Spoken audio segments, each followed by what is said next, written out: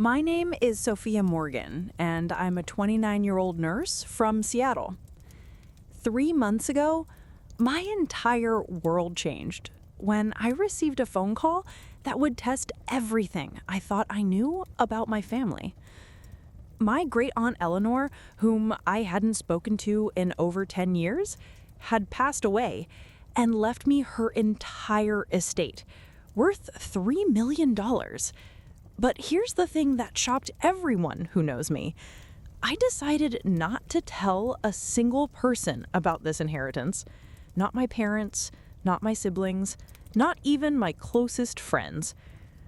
You see, I had learned some painful lessons about money and family loyalty over the years, and I wasn't ready to watch relationships change overnight because of dollar signs.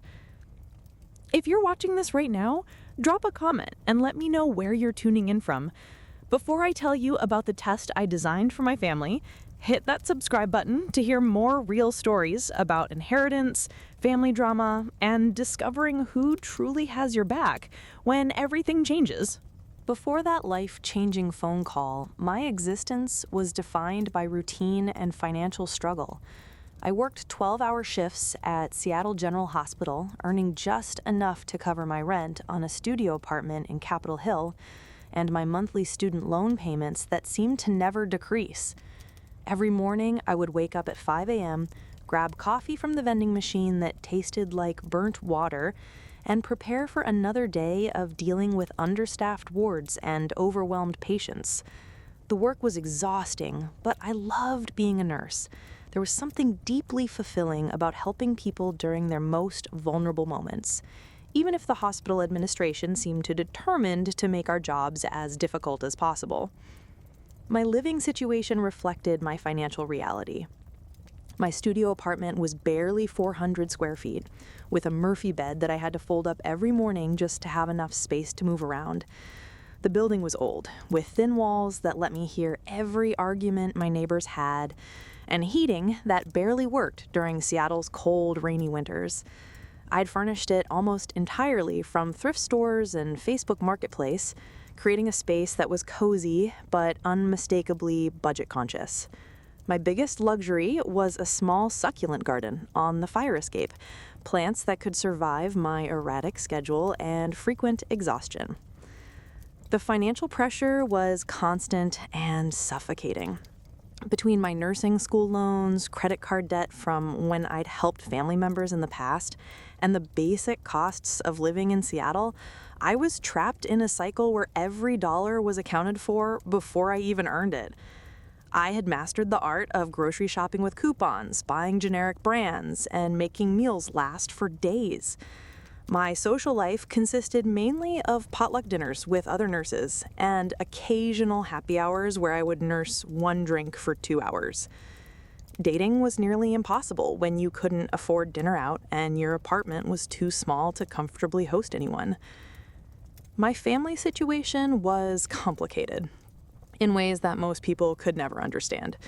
My parents, Robert and Linda Morgan, had divorced when I was 16, and both had quickly moved on to new relationships that completely changed our family dynamic.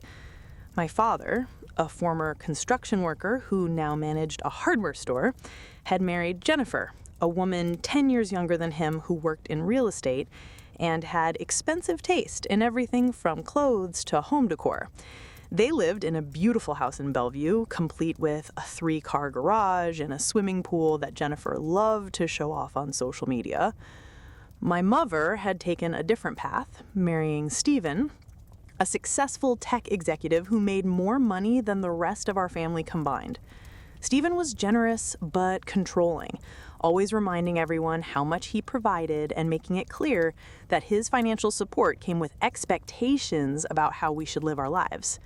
They lived in a massive house in Mercer Island, and my mother had transformed from a working-class woman into someone who attended charity galas and spoke about wine pairings. Then there were my siblings, each dealing with their own version of our fractured family in different ways. My older brother Marcus, 32, had inherited our father's charm, but none of his work ethic. He was incredibly intelligent and could talk his way into almost any job. But he had a pattern of getting bored or frustrated and quitting without notice. He had moved from Seattle to Portland to San Francisco and back again, always chasing the next big opportunity that seemed to never work out. Marcus had developed an art form out of asking family members for money, always with elaborate explanations about why this time would be different, why this loan would be the one that finally got him back on his feet. My younger sister Ashley was 26 and worked as an influencer, though she preferred to call herself a lifestyle content creator. She had managed to build a following on Instagram and TikTok by showcasing a life of luxury that was largely funded by credit cards and the occasional check from our stepfather, Stephen. She lived in a trendy apartment in South Lake Union, drove a car she couldn't afford, and maintained a wardrobe that cost more than I made in 6 months. She was constantly stressed about maintaining her image, always needing money for the next photo shoot, the next vacation that would generate content, the next designer piece that would keep her relevant. The extended family added even more complexity to an already difficult situation. My paternal grandmother, Rose, lived in a retirement community and survived on Social Security and a small pension. Despite having very little, she was the most generous person I knew, always trying to slip me a $20 bill when we visited and insisting that I take leftovers from her tiny kitchen.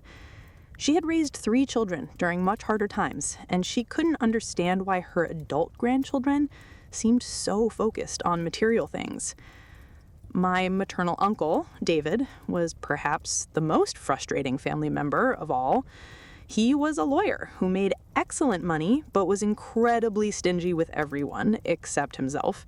He drove luxury cars, took expensive vacations, and lived in a house that could accommodate 3 families, but would lecture the rest of us about financial responsibility whenever anyone asked for help. He had this particular way of making you feel guilty for even having financial problems, as if struggling was a personal moral failing rather than a result of circumstances. My relationship history with family and money had left me deeply cynical about people's motivations.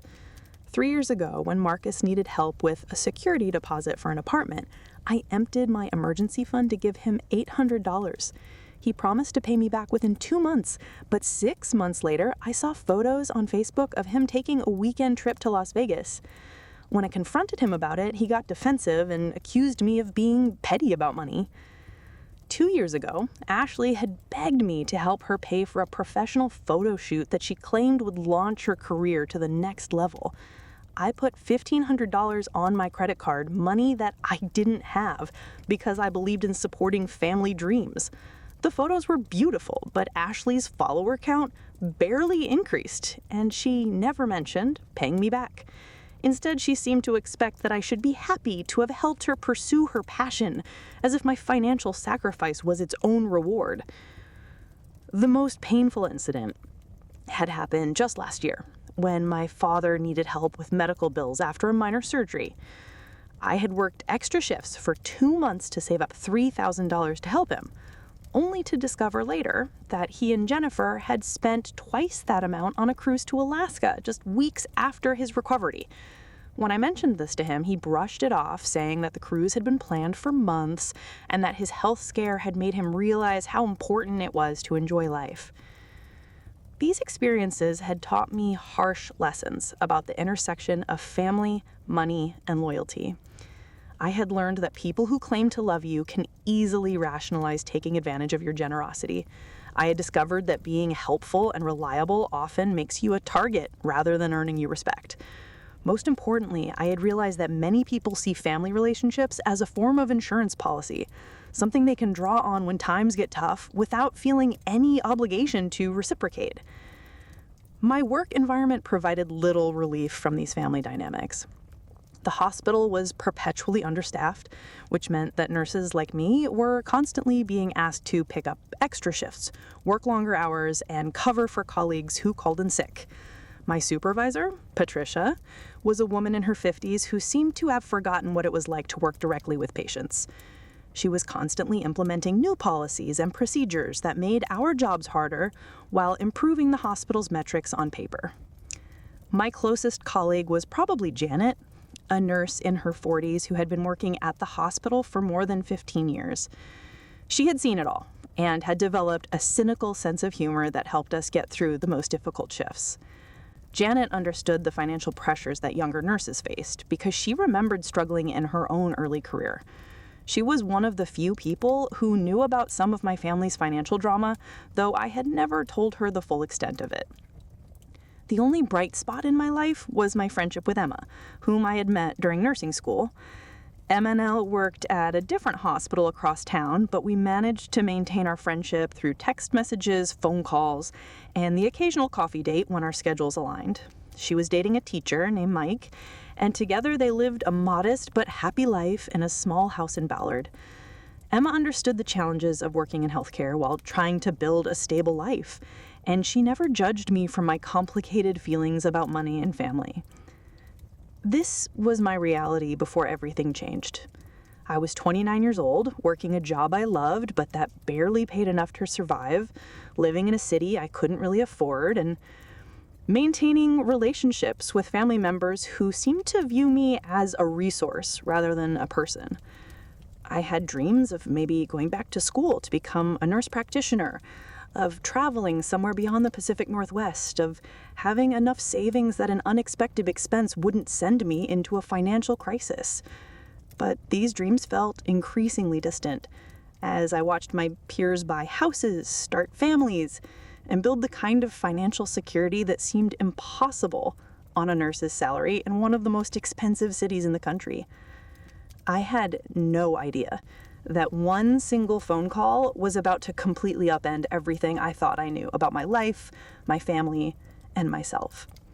I couldn't have imagined that within a few months, I would be grappling with questions about wealth, loyalty, and human nature that would fundamentally change how I viewed the people. The call came on a Tuesday afternoon in March, during one of those typical Seattle days where the rain seemed to fall sideways and the sky was the color of old concrete. I had just finished a particularly brutal shift dealing with a difficult patient who had screamed at me for 20 minutes about the hospital food, and I was exhausted in that bone-deep way that only healthcare workers understand. I was sitting in my car in the hospital parking garage, trying to summon the energy to drive home, when my phone rang with a number I didn't recognize. "Is this Sophia Morgan?" asked a professional-sounding voice on the other end. "This is Margaret Chen from Peterson Walsh & Associates. I'm calling regarding the estate of Eleanor Morgan." I felt my heart skip a beat. Aunt Eleanor? I hadn't heard that name in years, and certainly hadn't expected to hear it from a lawyer.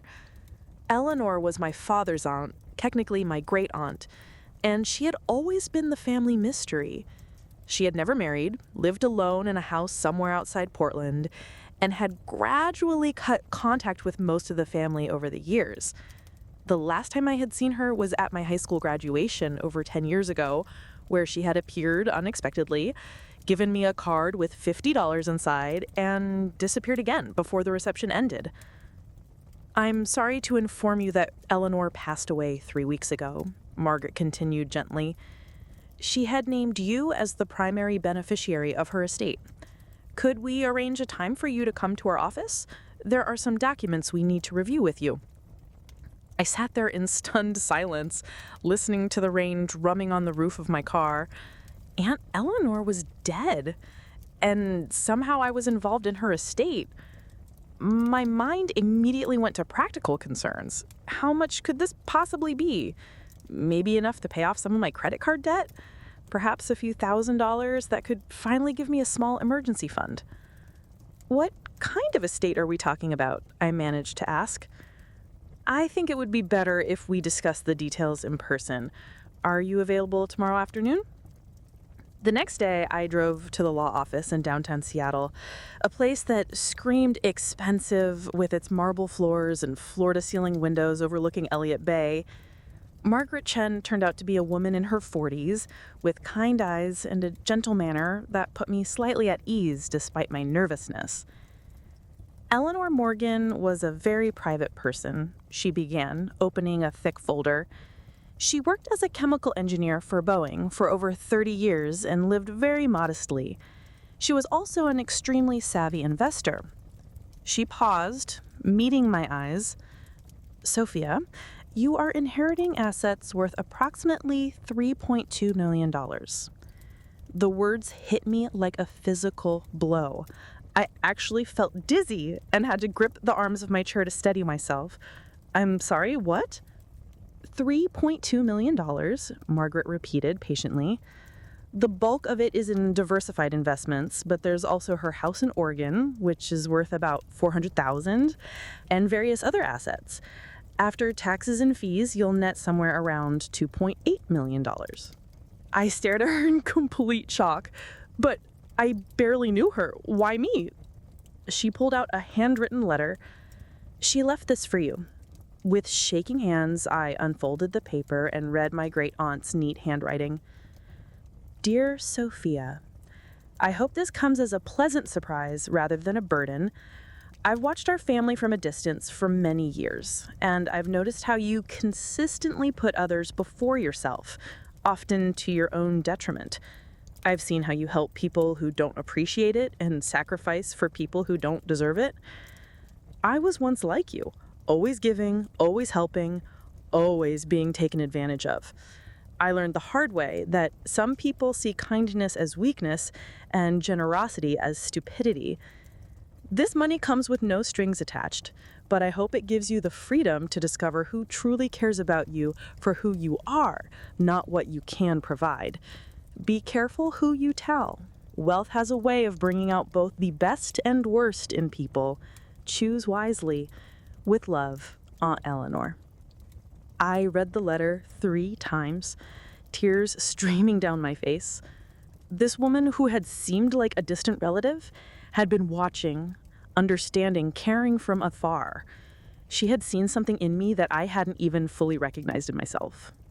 Margaret gave me time to process before explaining the legal procedures. The estate was straightforward, the inheritance was legitimate, and within a few weeks I would have access to more money than I had ever dreamed of possessing.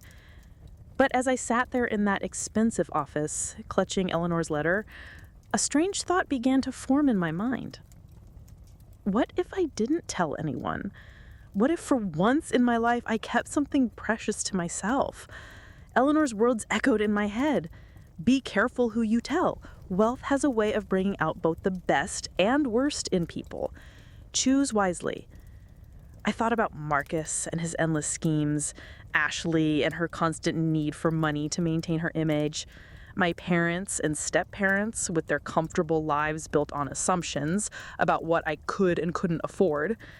I thought about all the times I had given until it hurt, only to be taken for granted or forgotten entirely.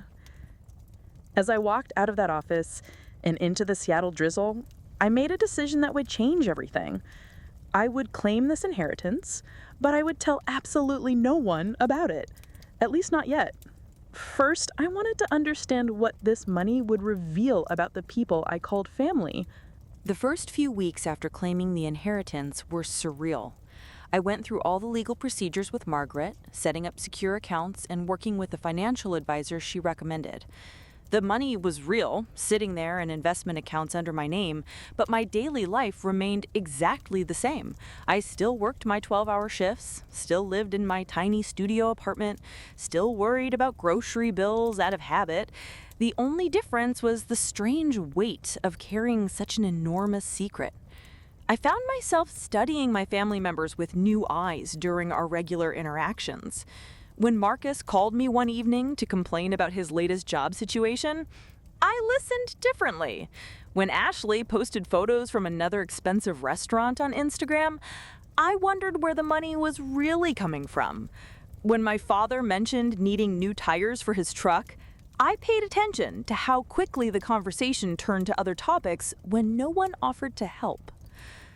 The idea for testing them crystallized during a particularly frustrating family dinner at my mother and Stephen's house.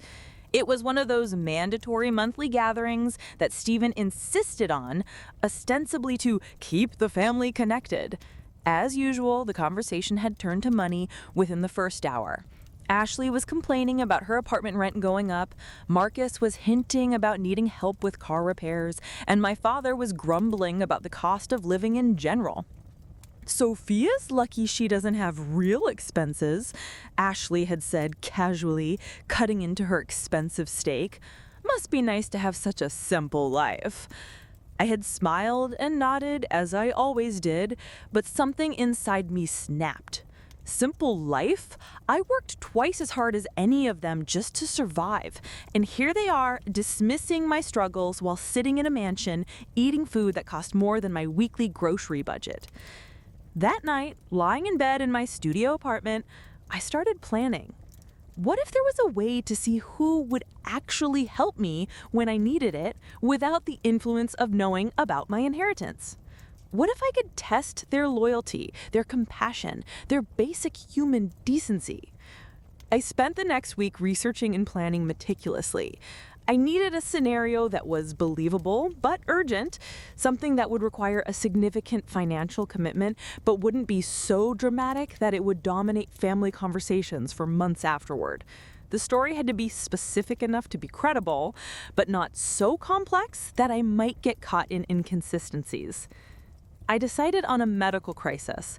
I would tell everyone that I had been experiencing concerning symptoms, severe headaches, vision problems, and fatigue that was beyond normal work exhaustion. I would say that my doctor had found something suspicious in my brain scans and was recommending immediate specialized testing that my insurance wouldn't fully cover. The total cost would be $7,000, and I needed help raising the money because delaying the tests could be dangerous.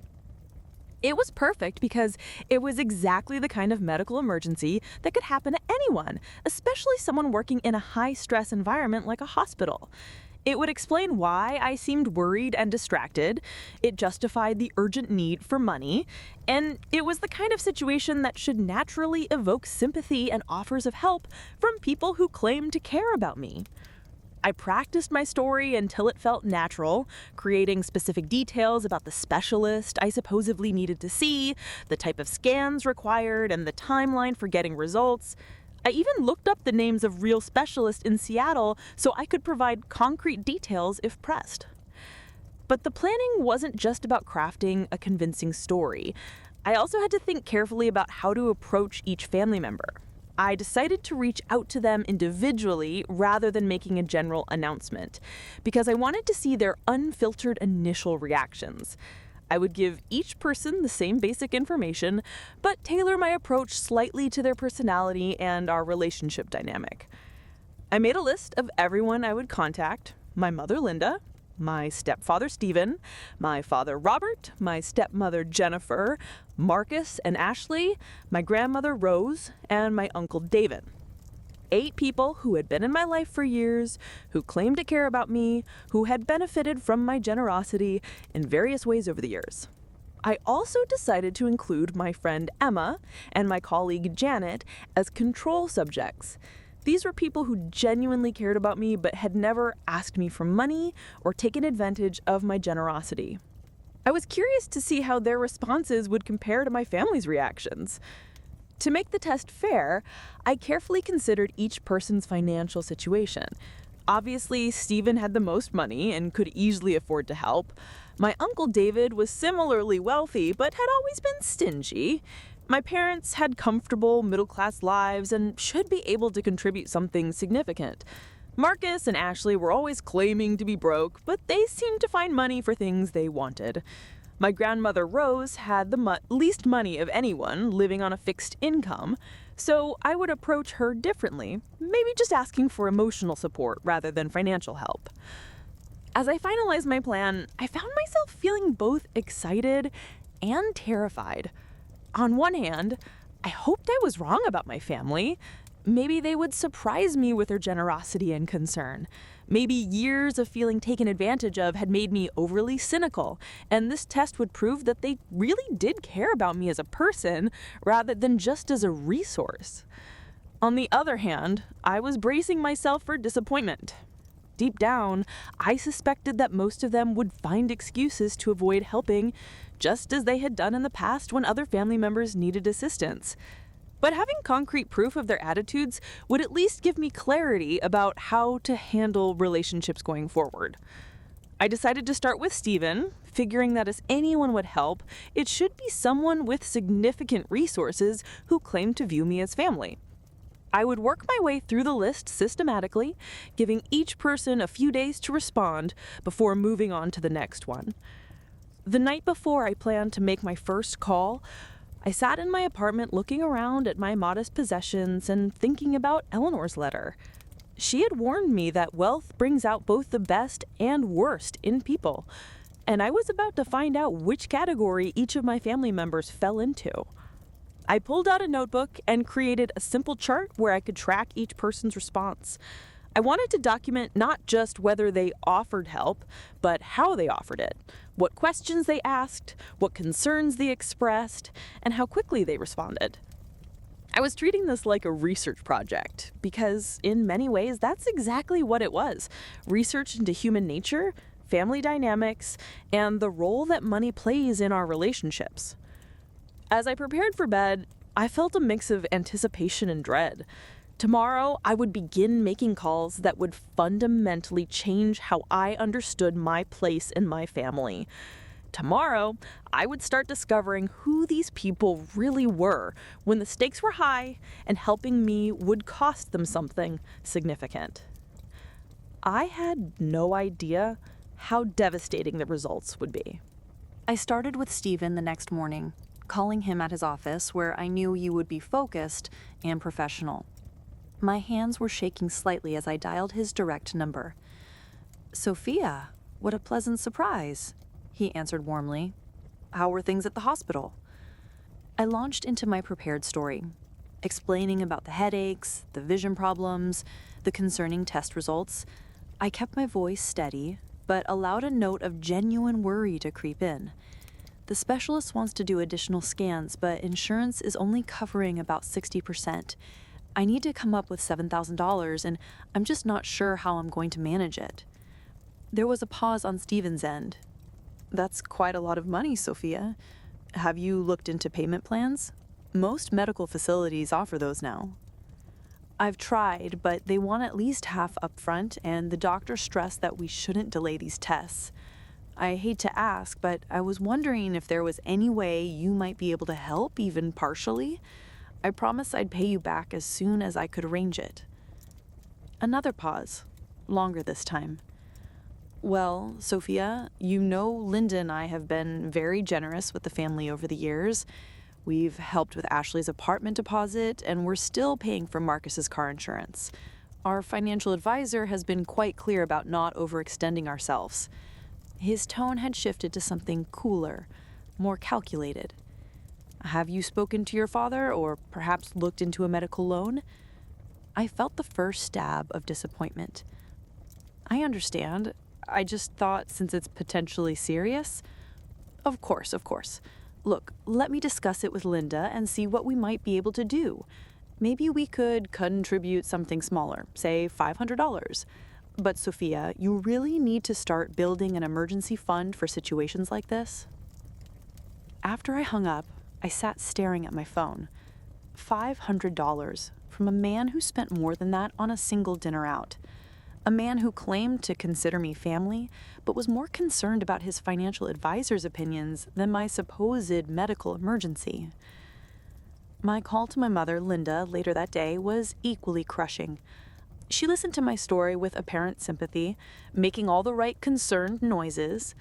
But when I asked for help, her response was immediate. "Oh, honey, you know money is so tight right now.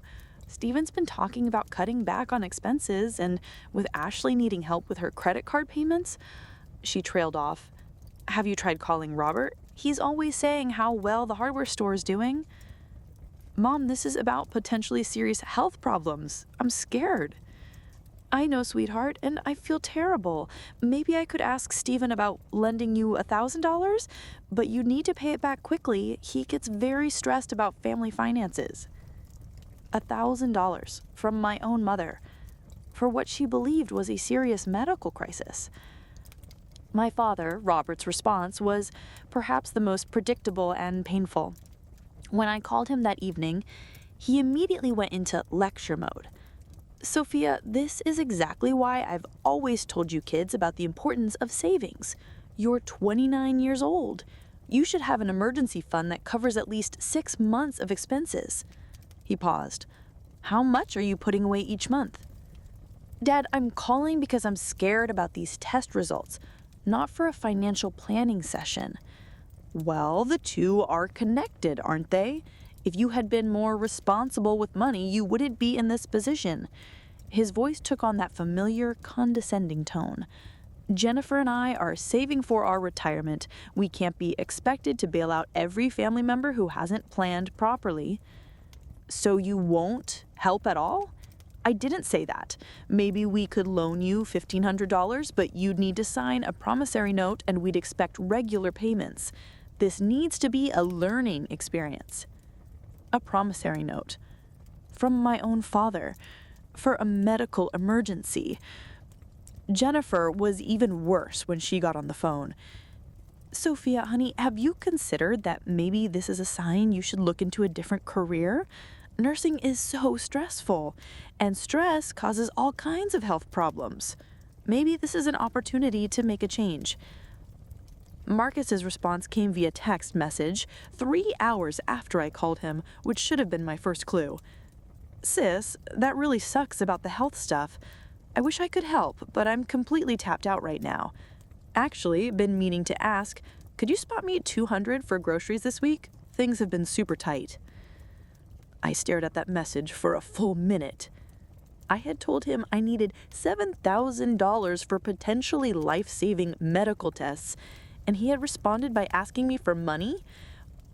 Ashley's reaction was somehow even more self-centered. When I called her, she immediately started talking about her own health anxieties, turning my supposed medical crisis into a discussion about her concerns about her skin, her weight, her stress levels. When I finally managed to redirect the conversation to my need for help, she sighed dramatically. Sophia, you know I would help if I could, but I'm so broke right now. My credit cards are maxed out, and I've got that sponsored content deal that fell through, so I'm not getting the payment I was counting on. Actually, speaking of money, Mom mentioned you might be getting some kind of settlement or bonus from work. If that comes through, could you possibly help me out with my rent next month? I'm like 3 weeks behind. I hung up without answering, my hands shaking with anger. A settlement? Or a bonus? Where had that idea come from? And even if it were true, her first instinct was to figure out how to get money from me, not offer help when I supposedly needed it. My Uncle David's response was coldly pragmatic. Sophia, I hope you understand that I can't set a precedent of providing financial assistance to every family member who encounters difficulties. I've worked very hard to build financial security, and that requires discipline and boundaries. This isn't about wanting spending money, Uncle David. This is about medical tests that could determine if I have a serious condition. And I sympathize, truly, but there are systems in place for these situations. Medical loans, payment plans, charity programs at hospitals. Have you exhausted all of those options? Have you spoken to a hospital social worker about assistance programs? I've looked into it, but the timelines don't work with what the doctor is recommending. Well, perhaps you need a second opinion. Sometimes doctors recommend expensive procedures unnecessarily. I could give you the name of a physician who consults on medical necessity for insurance companies. I wanted to scream. Even faced with what he believed was his niece's serious health crisis, his first instinct was to find ways to avoid helping. The contrast with my friend Emma was stazzed and immediate. When I called her with the same story, her response was instant. Oh my God, Sophia, that's terrifying. Of course I'll help. Mike and I can probably come up with $2,000. It might take us a few days to move some things around, but absolutely. Do you need someone to come with you to the appointments? I could take time off work. Emma, who made less money than most of my family members and had no obligation to help me, was offering both financial assistance and emotional support without hesitation. My colleague Janet had a similar response when I mentioned my situation to her during a break at work. Honey, I don't have much, but I could probably swing $500, and I know some people in medical billing who might be able to help you negotiate with the hospital. She squeezed my arm. You don't have to go through this alone. But it was my grandmother, Rose, who nearly broke my heart. When I called her, I had planned to only ask for emotional support, knowing she lived on a fixed income, but she immediately started talking about how she could help financially. Sweetheart, I don't have much, but I've got $800 in my emergency fund. If you need it, it's yours. Her voice was shaky but determined. Your grandfather always said family comes first no matter what. Grandma, no, I can't take your emergency money. Sophia Marie Morgan, don't you dare tell me what I can and can't do with my own money.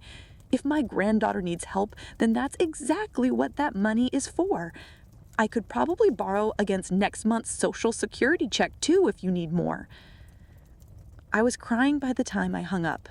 This woman, living on less than $1,500 a month, was willing to give me more than half of her emergency savings and borrow against her future income. Meanwhile, family members with six-figure incomes were lecturing me about financial responsibility. As the week progressed, and I tallied up the responses, the pattern became devastatingly clear. The people with the most money offered the least help, while the people with the least resources were willing to sacrifice the most. Stephen and Linda, with their $1,000,000 house and luxury cars, offered $500 and $1,000 respectively, both with conditions and lectures attached. My father wanted a promissory note for $1,500. My Uncle David offered nothing but advice about second opinions. Meanwhile, Emma and Mike, who lived paycheck to paycheck in their modest house, immediately offered $2,000. Janet, a single mother supporting 2 kids, offered $500 and practical help. And my grandmother, living on Social Security, offered everything she had. Marcus and Ashley were in a category of their own, not only refusing to help, but actually trying to get money from me. But the most revealing response came from a family member I hadn't even planned to test. 3 days after completing my calls to family members, I was emotionally drained and struggling to process everything I had learned. I had been walking around in a daze, going through the motions at work, while internally grappling with the reality of how my family truly saw me. That's when Emma called. Sophia, I've been thinking about you nonstop since we talked. How are you holding up? Have you been able to get the money together for the tests? I had almost forgotten that Emma thought I was still dealing with a genuine medical crisis. The weight of lying to someone who had immediately offered to help me hit me like a physical blow. Emma, could we meet for coffee? There's something I need to tell you. We met at our usual spot, a small cafe in Fremont where we had spent countless hours during nursing school, studying for exams and complaining about clinical rotations. Emma arrived with an envelope in her hand and worry written across her face. I brought the money, she said, sliding the envelope across the table. Mike and I moved some things around, and we can actually do $2,500 instead of $2,000. I know it's not the full amount, but maybe it helps.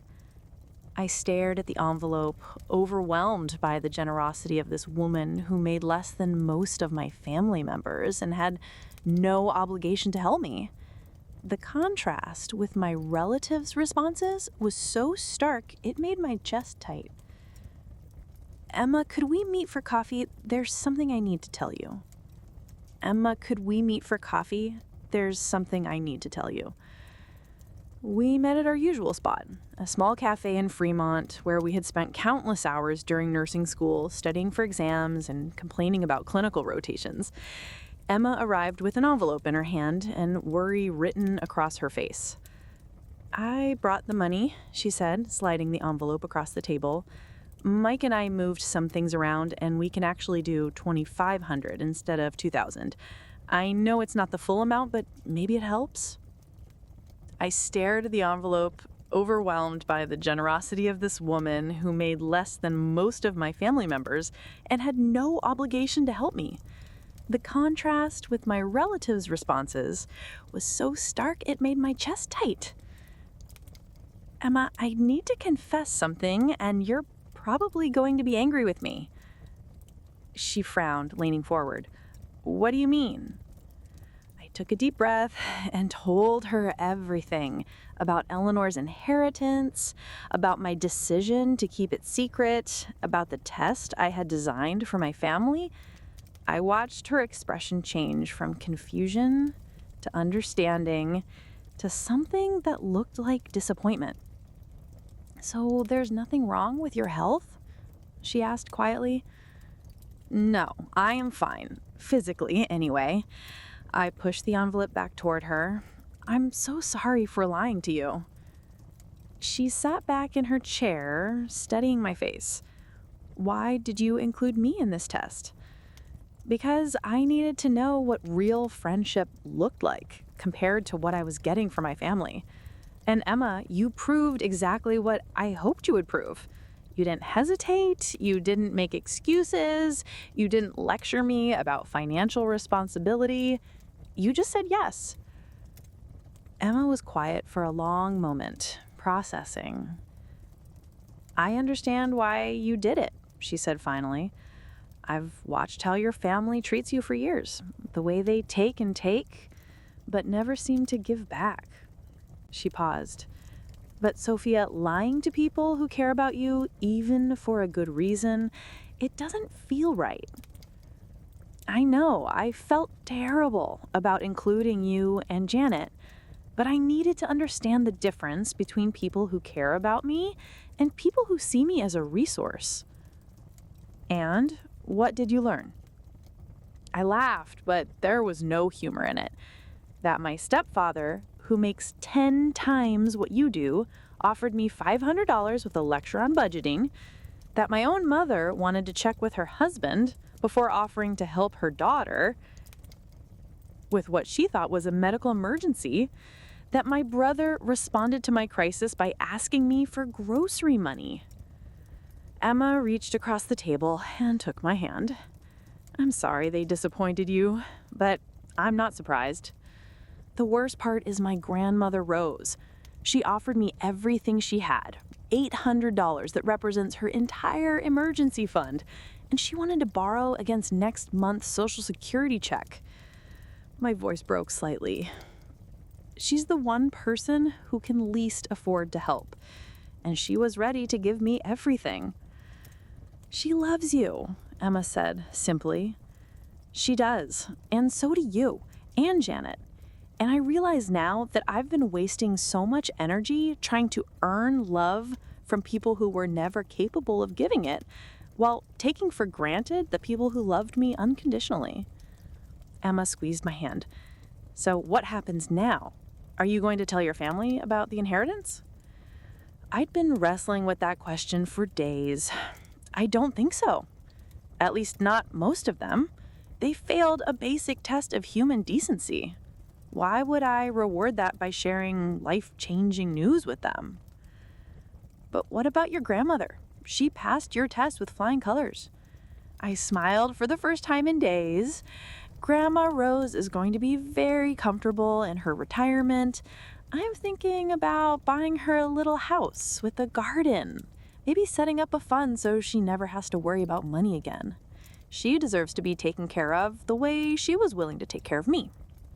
"And the others?" I don't know yet. Maybe I'll maintain distant relationships with them, but I'm done being the family ATM.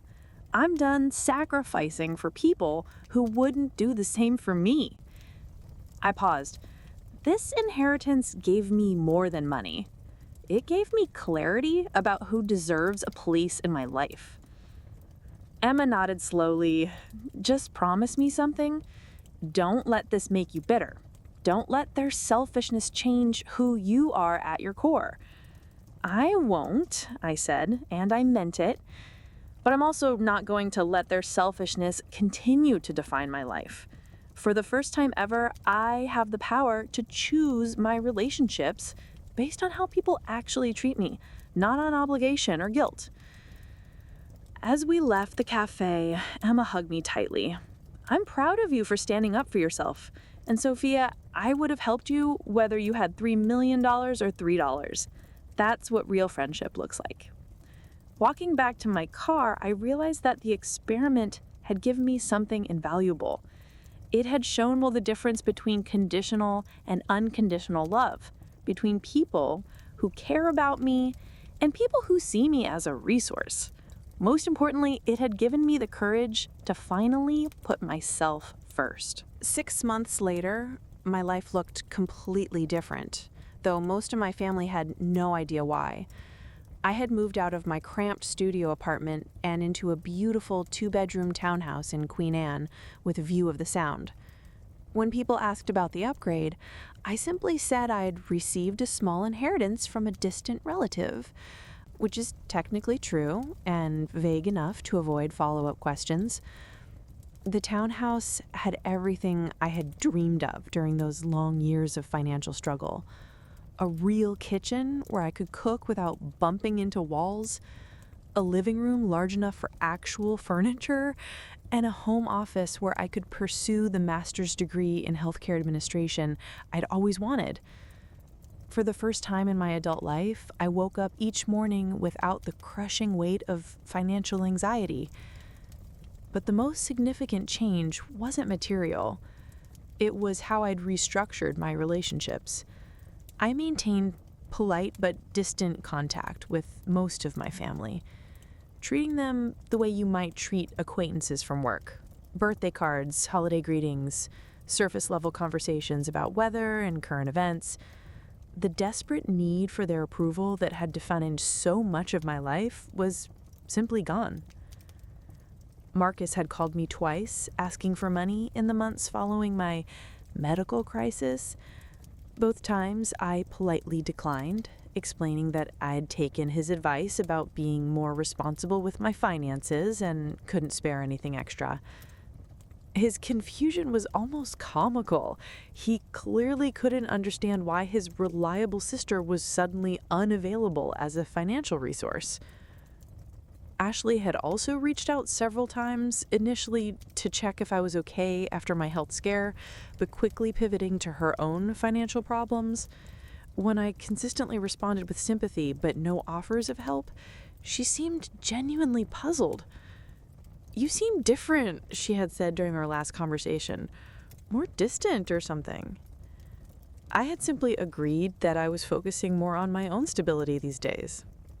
My parents and step-parents noticed the change too, though they interpreted it in ways that revealed more about their own perspectives than mine. Stephen had actually praised me at a family gathering for finally learning fiscal responsibility, apparently convinced that my newfound financial stability was due to better budgeting rather than a windfall. My father had taken credit for my improved situation, claiming that his tough love approach to money had finally taught me valuable lessons. The person who benefited most from my inheritance, after myself, was my grandmother, Rose. I had worked with Eleanor's financial advisor to set up a trust that provided her with an additional $2,000 per month, enough to transform her retirement from bare survival to genuine comfort. I had also quietly paid off the mortgage on her small house and arranged for a cleaning service and grocery delivery. When she asked about my sudden ability to help her, I had been honest in a way I hadn't been with the others. I received an inheritance, Grandma, and I wanted to make sure you were taken care of. She had cried and tried to refuse at first, but I had been firm. You offered me everything you had when you thought I needed help. This is just me returning the favor when I'm finally able to. The contrast between her reaction and what I knew my other family members' reactions would be was striking. Rose was grateful but not grasping, appreciative but not demanding more. She never asked about the size of the inheritance or hinted that I should be doing more for other family members. She simply accepted the help gracefully and used it to live with more dignity and less worry. Emma and I had grown even closer since my confession about the experiment. She had been the only person I had told the full truth about the inheritance, and she had become my trusted advisor on how to handle the psychological aspects of sudden wealth. "Money doesn't change who you are," she had said one evening as we walked along the waterfront near my new place. "But it does give you the freedom to be more authentically yourself." She was right. For the first time in my life, I was able to make decisions based on what I wanted rather than what I could afford. I'd cut my hours at the hospital to part-time and enrolled in a graduate program that would eventually allow me to work in healthcare policy. I'd started volunteering with a nonprofit that provided financial literacy education to young adults, finding deep satisfaction in helping others avoid some of the mistakes I had made. But perhaps the most significant change was how I approached new relationships. I had started dating someone I met in my graduate program, a social worker named David, who was kind, thoughtful, and refreshingly uninterested in material things. Because I no longer felt desperate for approval or afraid of abandonment, I was able to be more selective and authentic in all my relationships. The experiment had taught me to pay attention to how people responded when I couldn't offer them anything. David had been interested in me when he thought I was a struggling nurse living paycheck to paycheck. He valued my work, my perspectives, my sense of humor, not my ability to solve his problems or enhance his lifestyle. I had also become more assertive in all areas of my life. When a coworker tried to dump extra responsibilities on me without additional compensation, I said no, clearly, and without guilt. When distant relatives I barely knew reached out after hearing about my improved circumstances, I politely declined their suggestions for getting together. The people-pleasing behavior that had defined most of my life was slowly being replaced by healthy boundaries and self-respect. The irony wasn't lost on me that the family members who had failed my test were now inadvertently benefiting from my wealth anyway. I had anonymously donated money to the children's hospital where Marcus had taken his son for emergency treatment, ensuring that other families wouldn't face the financial stress he had experienced. I'd contributed to Ashley's college alumni fund, knowing that her networking events and professional development opportunities were partially subsidized by my donations. I'd even quietly paid the property taxes on my parents' homes for the year, preventing them from facing an unexpected financial burden. But I did these things on my own terms, as acts of generosity rather than obligation, and without any expectation of gratitude or recognition. It was the difference between being a doormat and being genuinely philanthropic. As I reflected on the journey from that first phone call about Eleanor's inheritance to my current life, I realized that the money had been transformative in ways I never could have anticipated. It hadn't just changed my financial situation. It had given me the clarity and courage to build a life based on mutual respect rather than one-sided sacrifice.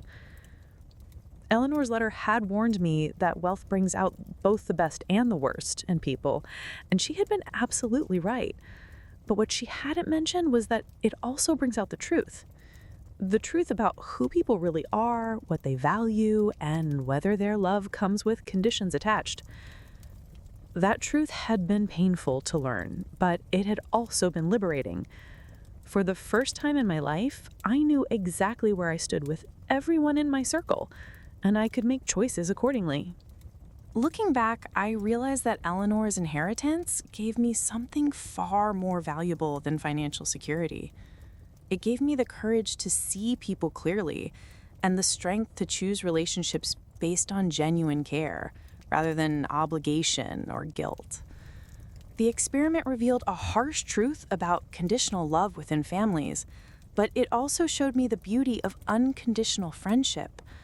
Emma, Janet, and my grandmother Rose proved that real love doesn't keep score or make excuses when someone truly needs help.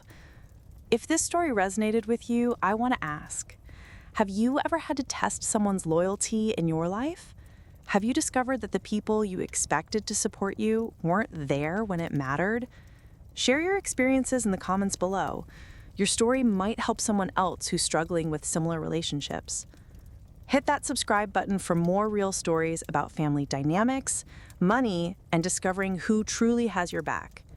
And remember, your worth isn't determined by what you can give to others, but by who you are when you have nothing left to offer.